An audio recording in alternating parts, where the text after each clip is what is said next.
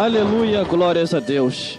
Toda honra, toda glória e todo louvor seja dado ao Deus que fez o céu e a terra. Vamos ler a palavra do Senhor aqui em Apocalipse, capítulo 3, do versículo 1 ao versículo 6. Apocalipse, capítulo 3, do versículo 1 ao versículo 6. E diz assim a palavra do Senhor: ao anjo da igreja que está em Sardes, escreve: isto diz o que tem os 7 Espíritos de Deus e as 7 estrelas.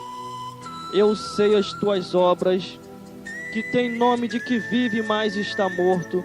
Sê vigilante e confirma o restante que está para morrer, porque não achei as tuas obras perfeitas diante de Deus. Lembra-te, pois, do que tem recebido e ouvido, e guardai-o e arrependa-te. E se não vigiares, virei sobre ti como um ladrão, e não sabereis a que hora sobre ti virei. Mas também tem em Sardes algumas pessoas que não se contaminaram suas vestes, e comigo andarão de branco, porquanto são dignos disso. E o que vencer será vestido de vestes brancas, e de maneira nenhuma arriscarei o seu nome do livro da vida, e confessarei o seu nome diante de meu Pai e diante dos seus anjos. Quem tem ouvido, ouça o que o Espírito diz à igreja.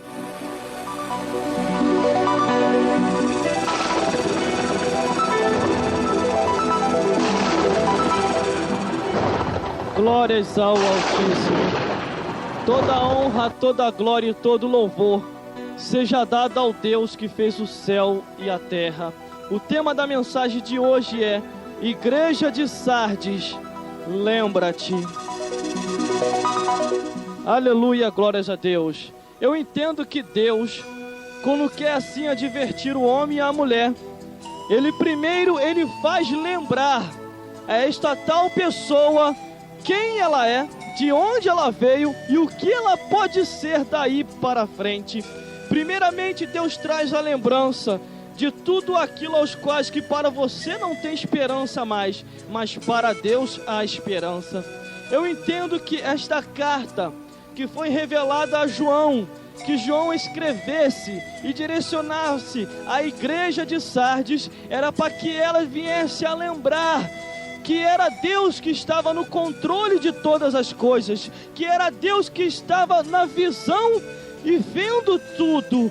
Às vezes o homem natural, com a sua compreensão natural, ele não entende as coisas do Espírito, mas a Bíblia diz que as coisas espirituais se entendem espiritualmente. Se não for pelo Espírito, jamais você compreenderá o que Deus tem para você, o que Deus pode fazer, o que Deus vai fazer e o que Deus vai operar. E ainda que muitos estejam afastados da casa do Pai e estejam distantes, lembra-te de uma coisa: nem que seja pela dor, mas vai retornar. A não ser se a pessoa for teimoso demais, aí não tem jeito, aí Deus vai largar com seus próprios caminhos, como diz lá em Romanos, dizendo: eis que eu larguei para que seguisse as suas próprias paixões, mas no último dia eu julgarei.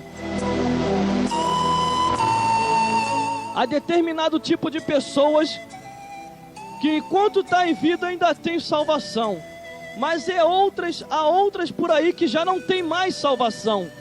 Por causa de quê, irmão? Há tipo de pessoas que Deus largou nas suas próprias paixões, porque tantas e tantas vezes Deus lembrava, Deus exortava, Deus ia até essa pessoa e essa pessoa vivia rejeitando a Deus. E Deus tem o seu momento de limite. Ele vai chamando a atenção do ser humano, Ele vai chamando a atenção do homem, até onde o homem assim possa ser lembrado. Porque na hora em que Deus te trazer a lembrança e você não quiser mais lembrar, aí Deus te deixará você caminhar com os seus próprios caminhos. E a Bíblia diz que há caminho para o homem que parece ser direito, mas o fim é o caminho da morte. Quantas e quantas vezes Você já viu na história circular, na história do passado e agora na história do presente e na história do futuro do que há por vir. Você já ouviu falar de tantas coisas, você já observou e você já ficou até pasmado e dizendo até assim, como pode? Como pode não? Porque vemos essas coisas, que tudo isso tem que acontecer, para que a palavra do Senhor venha assim a se cumprir. Porque a palavra de Deus, ela vai se cumprir tintim por tintim, nada mais e nem nada menos, mas do jeito que Deus deixou e nas revelações que Ele vem entregando, tudo se cumprirá, porque se Deus falou, vai haver cumprimento da tal revelação. Aleluia, glórias a Deus. Por isso que a Bíblia diz, e a palavra do Senhor também adverte, dizendo: observai a profecia, mas não julgai o profeta.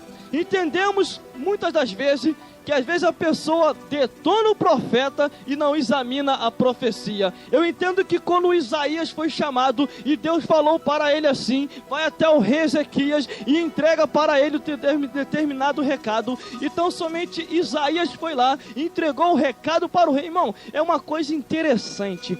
Quando Isaías chegou lá, Isaías não chegou elogiando o rei, não.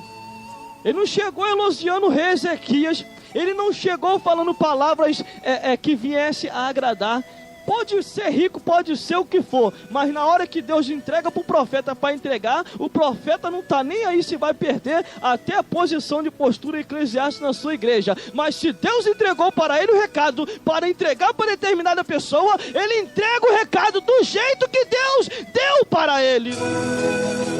Aleluia, glórias a Deus. Assim João Batista, na ilha de Pátima, pagou o preço para entregar esse recado do Apocalipse, revelação de Jesus Cristo, aos quais das coisas que brevemente hão de acontecer. Entendendo que, voltamos para Isaías para não fugir do assunto e para que nós possamos entender, ele entregou o recado para o rei Ezequias e ele falou a seguinte palavra: rei, bota a tua casa em ordem, porque nessa noite tu morrerás e tu não viverás. Isaías virou as costas e foi embora. Não quis saber de mais nada, porque profeta que é profeta, entrega o recado do jeito que Deus deu para ele e não está nem aí por resultado. Só está aí por resultado de Deus. A hora em que bater a sentença e Deus, vou agora confirmar a profecia. Mas tinha um porém, irmão. O rei Ezequias não era que nem muitas pessoas dos tempos de agora, porque quando você entrega o recado, aí começa a falar que é meninice e que Deus não está no negócio. O rei Ezequias, sabe o que ele fez?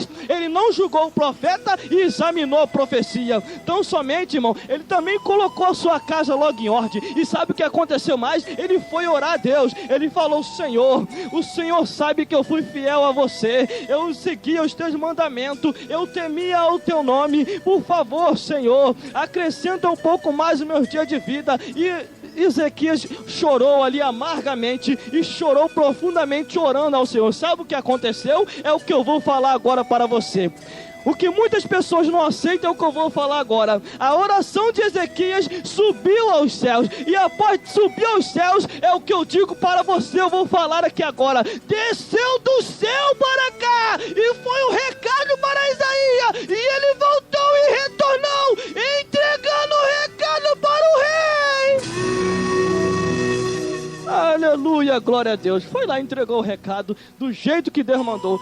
Isaías deve ter pensado no meio do caminho e pensou assim: o rei vai pensar que é meninice, mas se foi Deus que falou, vamos lá então entregar o recado para ele. Foi lá e voltou e entregou o rei. Eu só sei do negócio. Deus mandou eu voltar aqui de novo e mandou te entregar o recado. O negócio é o seguinte: os teus anos de vida vão ser acrescentados 15 anos mais, e tem mais além para você, rei. Todos os teus inimigos, o Senhor vai jogar todos eles por terra, e nenhum subsistirá, porque Deus é com você. Aleluia, glórias a Deus. Você está sentindo a presença de Deus aí agora? Abra os seus olhos espirituais para você ver aí do teu lado esse